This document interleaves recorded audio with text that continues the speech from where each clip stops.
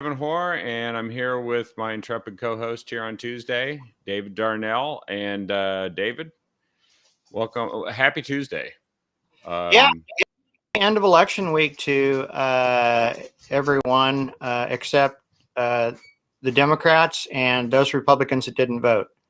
yeah, yeah, yeah. No, that's right. The 25% of Republicans that didn't vote. Now Yeah, we had higher turnout than Democrats, but that's really not reassuring because we have to turn out more because there's less of us, right? right. And we can't count on non-affiliated voters to turn out. They stink at turning out. They're like at 35. They're like half the turnout of Republicans, right? Yeah, they are. They've been trending down about 2% every cycle. Last cycle was 40%. I think they turned out at 38%. Yeah. Independents are about 55%. I don't know about all the other minor parties, but yeah, I mean, we had a chance to take this one, Kevin. All we needed was 12%, which would have been the same turnout that we had 2 years ago. Yeah. The exact same turnout that we had 2 years ago, 12, 13%. And we would be gearing up for a Governor Drazen. Yeah. Yeah. And a whole bunch of other races, let's face it, would have been resoundingly in our column. We'd probably be at a tie in the state house. We might be, yeah. We might be.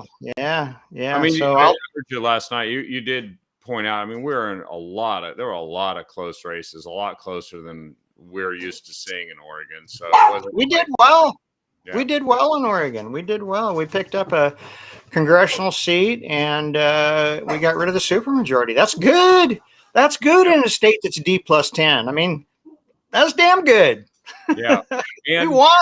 and there's actually a couple of races that are still like really, really close, and it's getting into the territory of challenged ballots and curing. If folks don't know what that is, if your signature doesn't match and you get a letter saying go to elections and update your signature because it doesn't match, possibly because they took the signature off your driver's license or something from many years ago, you have to go to elections and get that signature updated. And when it does, the ballot will count. So, hey, everybody, Republicans, if you get that letter, go to elections and fix it. And by the way, it'll just keep happening. If you don't fix it, it'll probably get kicked out in the next election cycle too. Right. And there's a House race in the Redmond area, which is Michael Sipe is the Republican candidate, and it is super duper close. So I think what I saw was about 170 votes, something like that, separating it. The Republican, of course, is behind by 170. That's real close. There's a lot of ballots, though, more than usual, that got rejected because of signatures this time, because the Secretary of State added in a whole bunch of people who had been removed from the rolls that had very old signatures. And that is another reason why signatures actually get rejected, is that they're old. But it's the only check that we've got to make sure it's actually the person who is registered that is sending that ballot in. Otherwise, Mickey Mouse. My signature is almost 40 years old. Well, it's, I don't think mine's changed that much either, and I haven't gotten a letter. But for some folks, it really does change a lot. You can see it when you compare things that people signed years ago to now. So that's one. The Kennemer race is another one. He's down, I think it's by about 200 and some. Wow. So that's a state Senate district. So it's twice the size of the state House district. And these are consequential races here because every seat matters. Every seat matters.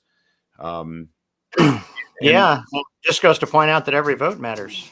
It does. So if there's anybody that says, well, it just doesn't matter if my vote doesn't make any difference. Well, 200 of you could make a difference. And that's virtually, a tiny, tiny drop in the bucket compared to the voluminous number of hundreds of thousands, actually, of votes that don't seem to get cast in these elections, even when the Democrats have claim they've made it as easy as possible.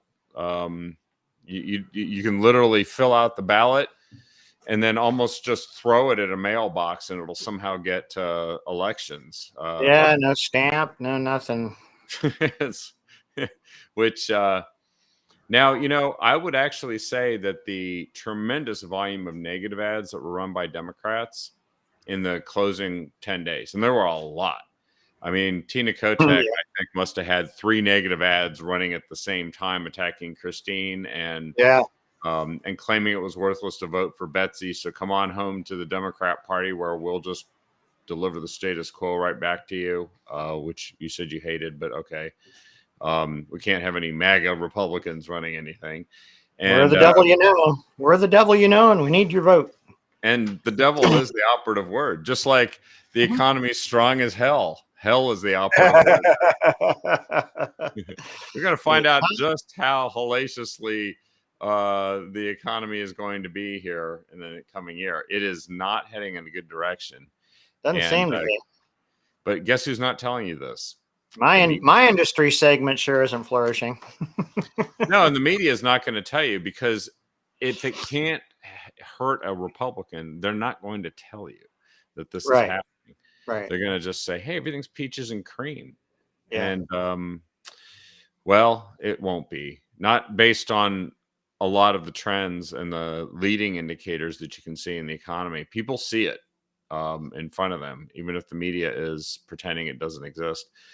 But so we've got some close races. We did pull out an important victory. I think a historic victory for Republicans. Lori Chavez Dreamer has won the 5th district, and that's a big deal. Actually, it is. We haven't had that district since what, 94? That's right. And so we've only had 1 out of 5 districts in all that time, and now we're going to have 2 out of 6, and we came very close to 3 out of 6. Very close. The media has declared Andrea Salinas the winner in the 6th congressional district, which is the new one. And yeah, that's too bad. We were ahead in that one. Yeah. Well, we were ahead like outside the margin of error. I mean, not like people thought Christine Drazen was ahead because she was, up 3 points in polling, which was, 3 or 4 points in polling, which is within the margin of error. I mean, wasn't he up almost double digits at one time in polling? He was elite. He said that the polling in August said he was up 7%.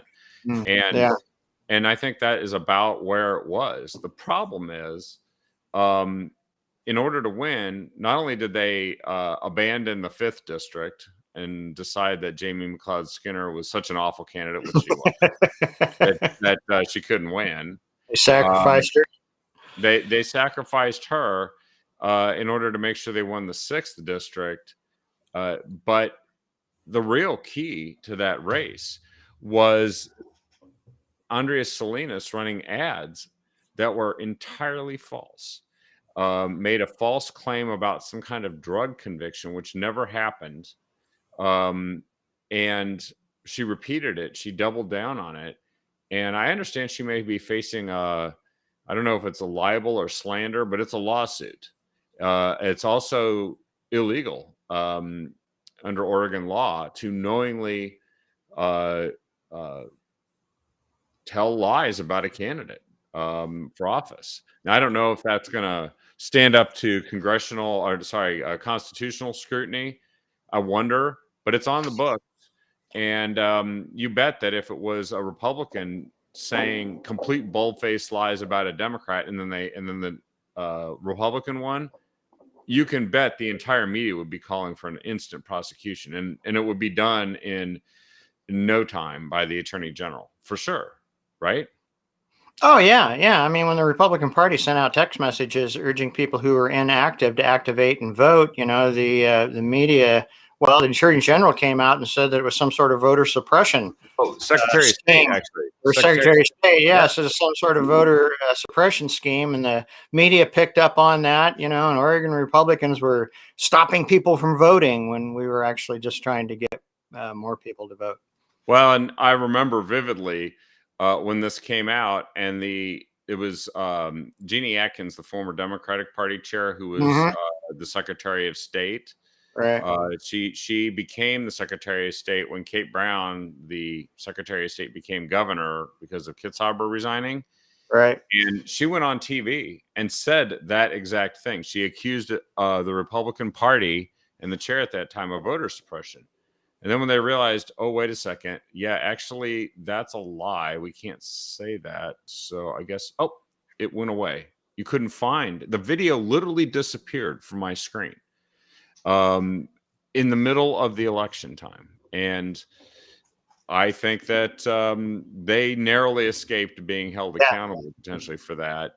But Yeah. then that just shows who else is working this. Some phone calls were made, and some phone calls were made, and the complicit media, the communications department of the Oregon Democrat Party of Oregon, cleaned up that mess before it became actionable, and That's right.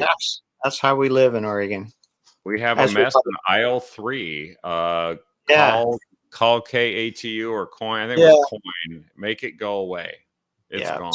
Scrub it, scrub it. What article? So, What? but it's interesting because I think it's not going to go away so easily what Salinas did, and it may actually be a problem for her in running for reelection if this sticks. If this truly is like, well, look, you did actually commit slander, you did lie and break Oregon law, then maybe she's going to have a hard time facing reelection. But they don't care if they get 2 Yeah, years out of her. That's fine. The Lori Chavez Dreamer win, we used to talk about how Oregon was a nice to have and that the rest of the country was probably going to deliver a Republican majority in the House of Representatives. yeah. Actually, Oregon helped. we're still a few seats away from having a slam dunk control, and it's a very narrow control. We I did think our part. we did it. We got to 212, and you need, I believe, is it 218? I believe it's 218. Yes. Yeah. So I think there's 6 seats that they gotta sort out, and there's several of them in California which are, I believe, leaning Republican, but Democrats in California, they can just keep counting votes till they see if they can win some of those. So, and today, Kevin McCarthy had there's a vote that took place in the House Republican caucus, which is where you have like a closed door meeting and they debate and argue, and then someone is nominated to be the House Speaker once it's confirmed that we have a majority, which Right. is likely. And he got 188 votes. He was challenged by Representative Andy Biggs from Arizona. Oh, yeah. We got 31 votes. Oh, really? Wow. Yeah. Now he needs 218 to be elected House Speaker. But what usually happens, just so folks understand how this works, you have an internal meeting where you have disagreements, and then you're supposed to come out of that caucus meeting in January. Arms. That's right. Then you all stick together and make sure that the person that your caucus nominated actually gets sufficient votes to become House Speaker. But if it's really tight, and if there's somebody who says they won't support Kevin McCarthy, then I don't know what happens. But Nancy Pelosi wins. Yeah, well, that's right. It was close for her 2 years ago, right? Mm-hmm. So maybe we could get maybe if Republicans break rank in the caucus, maybe we could end up with AOC. I mean, that'd be a laugh a minute, wouldn't it? Well, I think AOC would be devastating for the Democrats' chances in 2024. Exactly. It's a diabolical idea, David. I would support her as Speaker. By the way, there is another piece of news going on as we speak. President Trump is apparently launching his 2024 presidential campaign. And so I know that some of you may have to come back and watch this recorded later instead of live if you're watching his speech. But I thought you think people would watch Donald Trump over us, Kevin? Come on. I know. I mean, we're pretty competitive in this, but I'm actually watching it right now. You got to. You're well. We can multitask on this show. That's why I'm posting things to the feed. But what's interesting is, as his speech began, NBC News or LSD posted a story about it. And here's the first paragraph. Donald Trump, the only president impeached twice, filed paperwork Tuesday to launch his 2024 presidential campaign 2 years after voters ousted him and a week after they rejected his hand-picked candidates in several pivotal Senate races. So this is what the media does. There is absolutely no chance that they will sound like that if Joe Biden were to declare that he was running again. The thing is, with Joe Biden, no one's told him yet that he isn't running again. In fact, he's busy trying to figure out how he can make President Xi look good over in the G20. So he doesn't have time for any of this right now. Yeah. So we'll probably have more commentary and thoughts about the president declaring tomorrow. We'll let him make his speech, and then people will no doubt be reacting over the course of the next day. And I guess he's going to be announcing some kind of new 2024 placard. Just the News said that they obtained a copy of this. Let me see what they said. It's Make America Great Again. It is included in that, but I don't know. They don't display what it looks like here, so I guess we will all know within a day. But in other news, here in Oregon, it turns out that there is a big problem with Measure 114. It appears to have passed with a very narrow yes vote, very narrow. But apparently no one knows how to implement it. And some sheriffs, more sheriffs every day, are coming out and vowing not to enforce it, saying that they don't think it actually is constitutional, and it's also not, they can't administrate it, which of course the sheriffs are supposed to do all the processing, right? No, I believe that the permit process and the background checks, which are already executed by the Oregon State Police, I believe the permit process is issued by the Oregon State Police. So Governor Kotek will have complete control over how that works. And the nearest thing I can tell from the statements I've read by sheriffs is they're not going to enforce the magazine magazine limit to 10-round magazines. But, the sheriffs, unfortunately, are not, unless they're really willing to step up and put a patrol car in front of a gun shop inside of their county and say, we're going to sell guns to people who pass background checks, which I'd love to see do. I guess I've already said that before, but I'd love to see it happen. Unless they do that, the state's got it wrapped up. Effectively, you will not be able to buy a gun because you need a permit that is not issued by anyone. There's no one issuing those permits.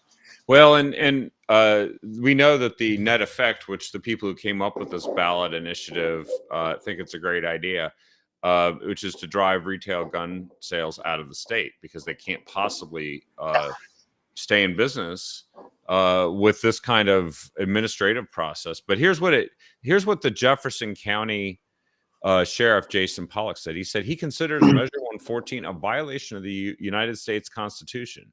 I believe the Crook County Sheriff has also said something similar here. He said the Jefferson County Sheriff's Office will not enforce Measure 114. I do not have the personnel to attempt to permit every gun purchase in Jefferson County. Additionally, I believe that the provisions of Measure 114 run contrary to previously decided judicial decisions, which actually I think there is something to that, because in New York and in Massachusetts, unreasonable restrictions on the Second Amendment right to keep and bear arms caused those laws to be thrown out in those blue states.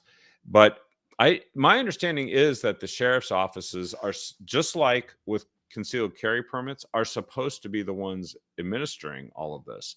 And during the debate over Measure 114, part of the pushback on the no side was saying that they don't have enough resources to process the concealed carries right now. Oh, you're muted there. It's an unfunded mandate. Yes, and that it would literally require a dramatic increase in the number of people doing this at the sheriff's department in each county, in the middle of a time when they are so lean on resources they can't respond to things like 911 calls. So, like crime, respond to crime. That's right. Yeah.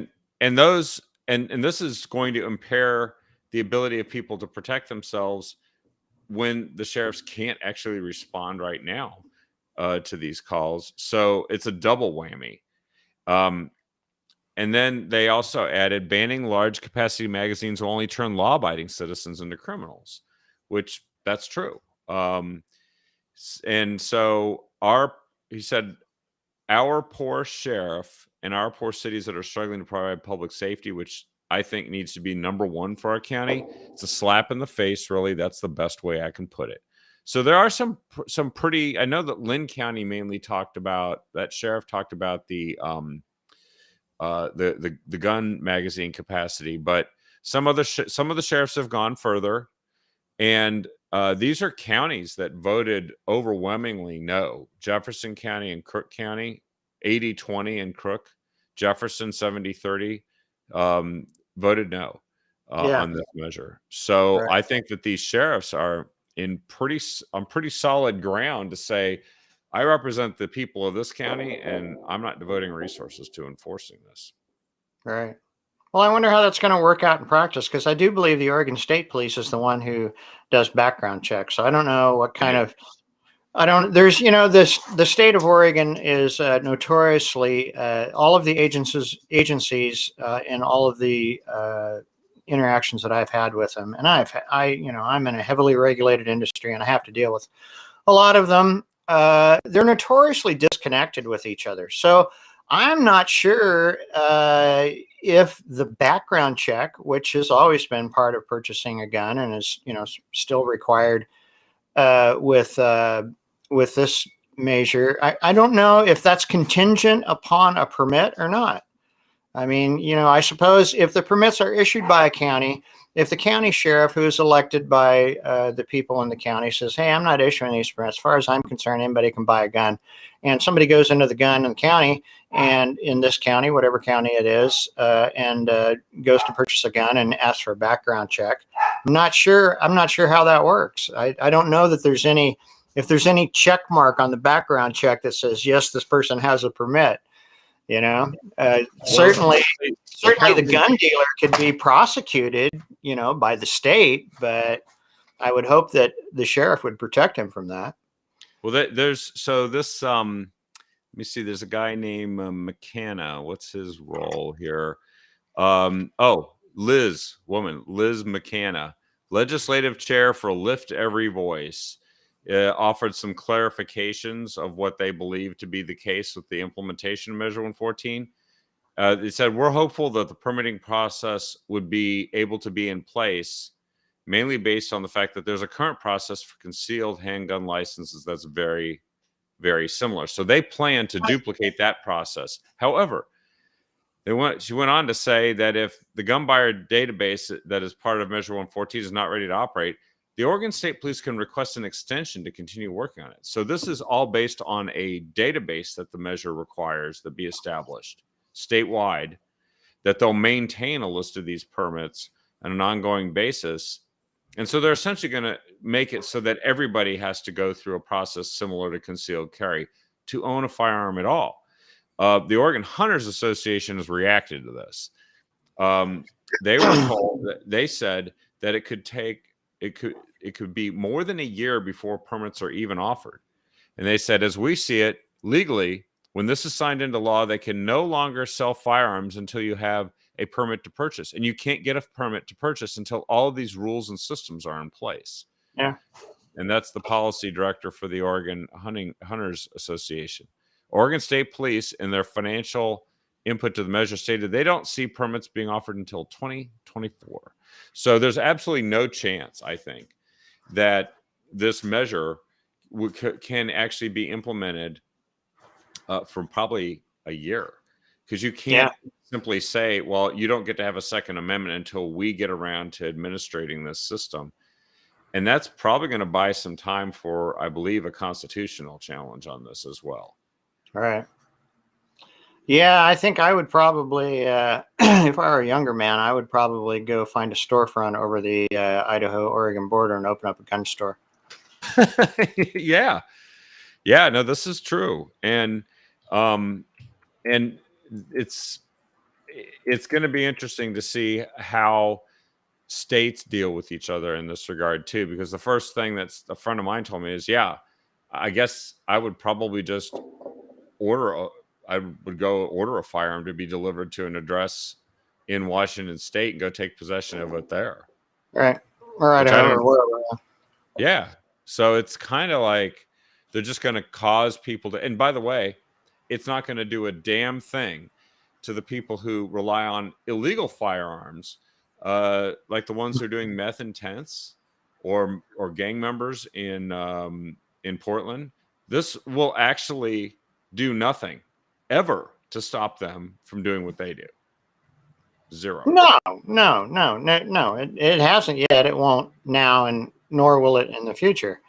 One of the things that's going to happen here inside the state of Oregon is there'll be a bustling black market for firearms, which I fully 100% support. I don't believe that the government should be involved in the buying and selling of firearms whatsoever. In the state of Oregon, that was not the case up until just several years ago. I could sell you a firearm, Kevin. You could sell me a firearm. No serial numbers needed to be given to any state agency. There's no transfer. There's no background check. I had a gun you wanted, and now you have the gun. And that's the way it should be. So, but the point that you made earlier is, the sad part about it is it will put gun retailers, firearms retailers, out of business. Yeah.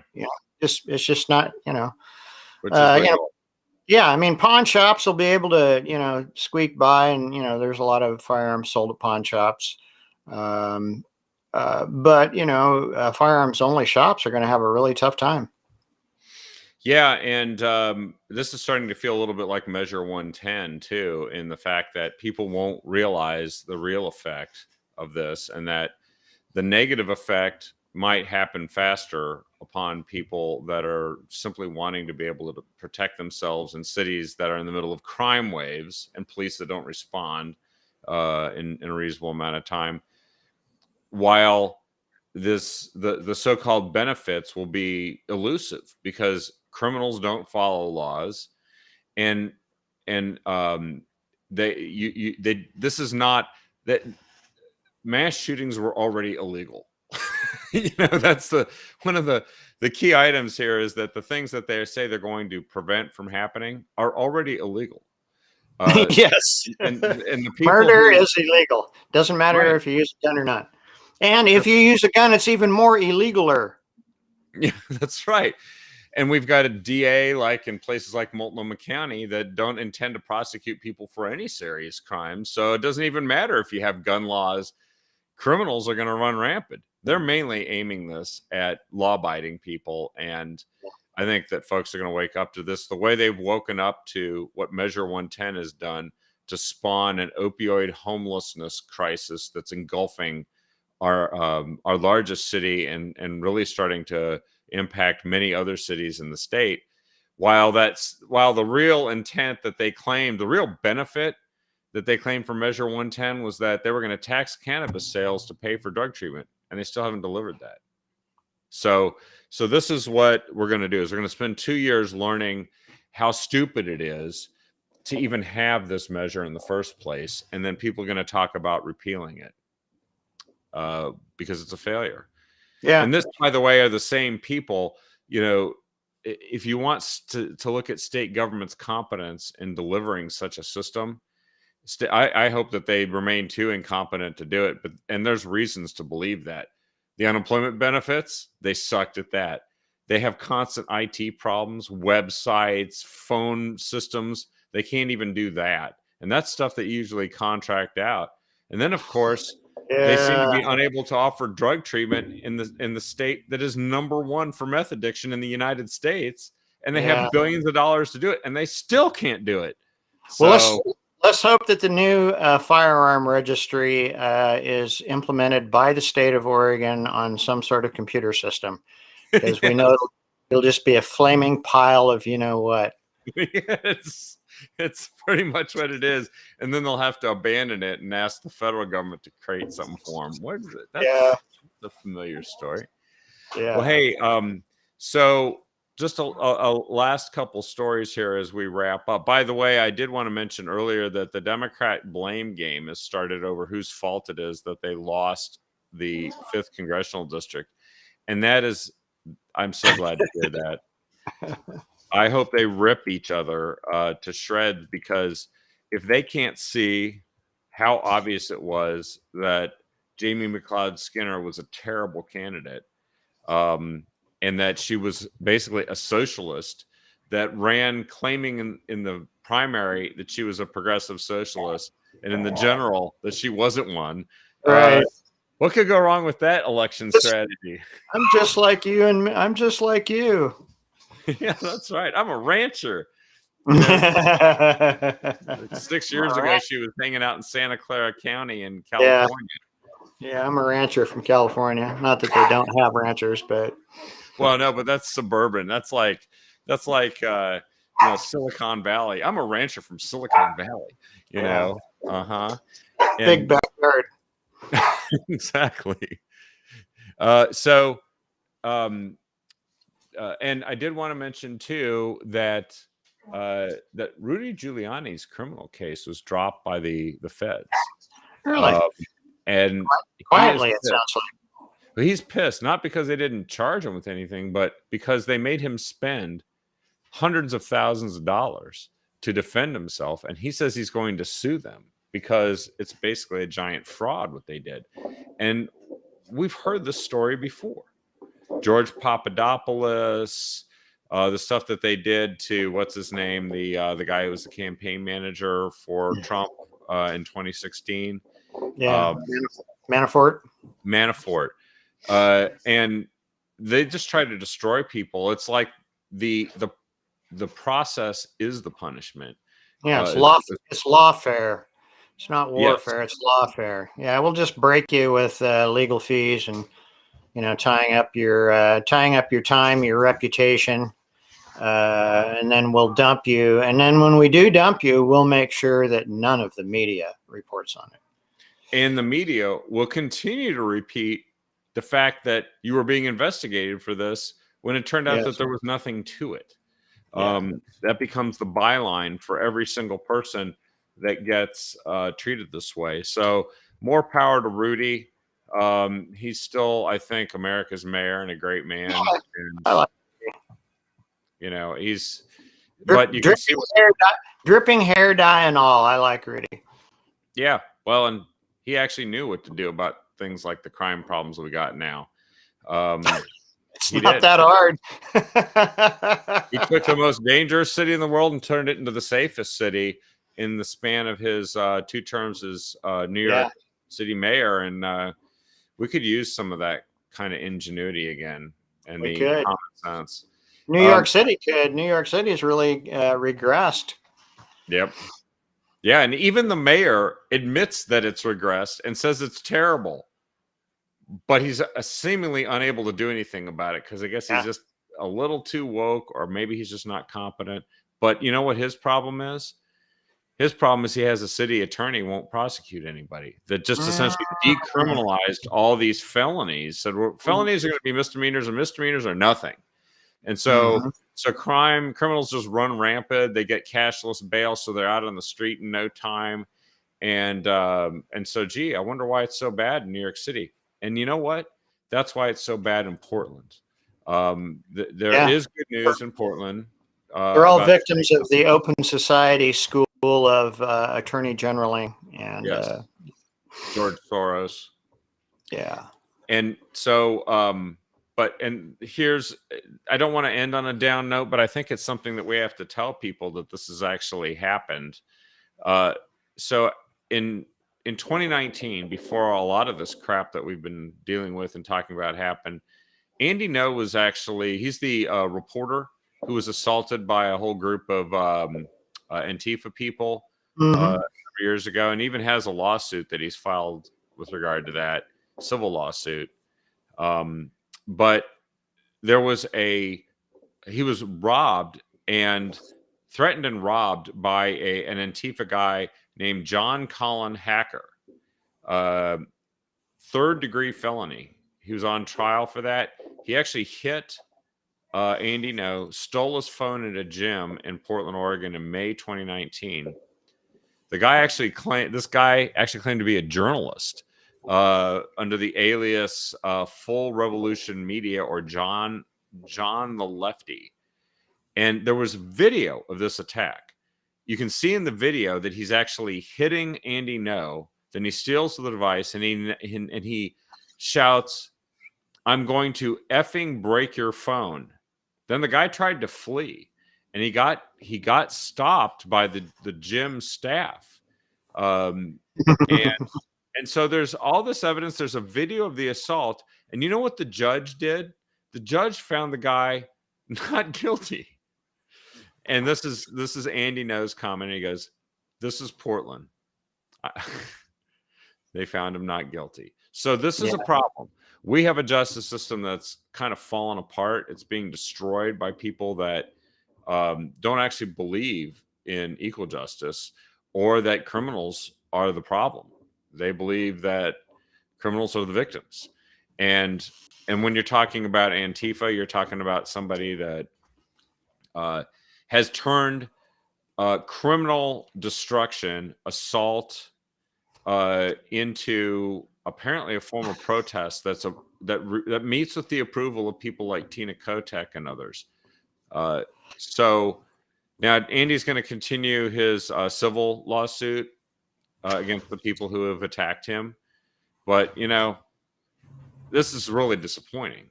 It is. So did the guy that was charged, did he lose his daytime job at Willamette Week? Do you know? I don't know. I think he's supposed to be a freelance journalist, and then he just writes for some of these things. But he is. Hell, I thought that was funny, Kevin. I did too. But I believe he's a full contact journalist. So that's a new type of journalism, and so you take a handgun when you do an interview with that guy. That's right. It's like you might have to fire back as he issues his retorts and his statements. But then again, you might want to get busy trying to get that permit so you're even allowed to do that. That this is where what the left is doing. And by the way, this guy is a beauty. You should see pictures of him in this.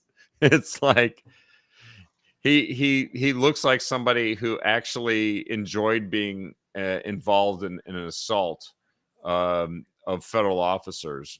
I don't know why. I would literally, if I saw this guy walking down the street, I would cross to the other side. When you see the that does not surprise me. Portland is full of people like that, and I can see why Andy moved out of town, or actually moved out of the country. I wouldn't hang out here either. He still has a great finger on what's going on in Portland, and regularly reports on Portland and what's happening in Portland. But I wouldn't hang around there either. No, he's an amazing guy and a real true journalist. Who puts a lot of the journalists who won't cover this stuff to shame. Right. He really does. In fact, a lot of the country wouldn't even know this is going on if it wasn't for Andy Ngo. Actually, if it wasn't for Andy Ngo, when you travel to a different city, people wouldn't ask you, "Is it as bad in Portland as it looks like on the news?" And of course, you answer, well, it's worse actually. So if it weren't for Andy, a lot of people wouldn't be asking that question. That's exactly right. So hats off to Andy, and we thank him for what he's doing. We just hope that he can stay safe and actually get some justice somewhere along the way in the legal system, because I think we all want to believe that a justice system is possible, an equal justice system that well, yeah, there just seems, and it just hit me because, I said in December of 2020 when I was with Jan Ukalik, Michael Jan, and Steve Yates, we were having dinner. Actually, we had like an 8-hour dinner around that table, but I had mentioned, and that was, hot on the heels of the 2020 election, that half of America is no longer going to be confident in the elections. And I think that's true. Yeah. And once that happens, once you lose confidence in your system, I believe that, at some point in time, half of America, if it's not already the case, maybe it is the case in Portland, but half of America will lose faith in the justice system as well. I know that when I watched the FBI press conference where what's his name said that we're not going to prosecute Hillary Clinton for her email scandal, I lost some faith in the justice system. And I think when you lose faith in the basic systems of our country, I'm not sure where that leads. I mean, it doesn't lead to a good place. No, the Constitution was supposed to be the document that was the guarantor that we wouldn't have to do what we did with in the Declaration of Independence. Right. Right. Yeah. And if you destroy the war that ensued. That's right. Yeah. So go read the Declaration of Independence, and you'll see that was actually the thing we were trying to prevent from reoccurring by having a constitution. So we got to start making sure that constitution persists and survives and flourishes. And there's people that want to radically transform the country, which means they don't like it. They don't believe that the justice system deserves to even exist. They don't believe in America. They don't like America. They hate America. They want America to be Venezuela. And they're too chicken shit to move there. That's right. Yeah, that's exactly. Well said. I think that's a good way to conclude tonight, David. Thank you as always, for your wit and witticisms and wisdom. And as we head into the wild blue yonder of the post-election 2022, well, actually, it's still election month, so we're still waiting to hear for some races.